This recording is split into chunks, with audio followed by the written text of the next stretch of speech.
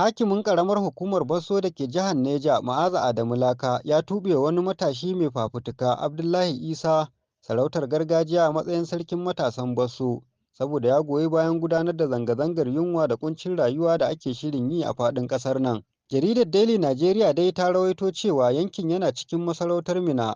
An tattaro cewa shugaban matasan ya fito fili ya goyi bayan zanga-zangar da aka shirya za a fara a ranar 1 ga watan Agusta. Sai dai a wata wasiƙa da aka aike wa matashin Isa mai ɗauke da kwanan watan 28 ga watan Yulin 2024, hakimin ya buƙaci da ya daina bayyana kansa a matsayin shugaban matasan Basso.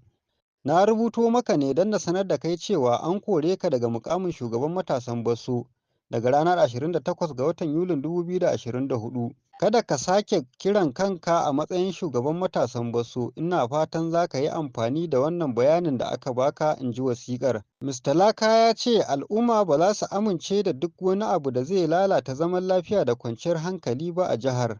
Wannan na zuwa ne yayin da matasa a Najeriya suka ƙudiri aniyar gudanar da zanga-zanga a duk faɗin ƙasar a ranar 1 ga watan Agusta.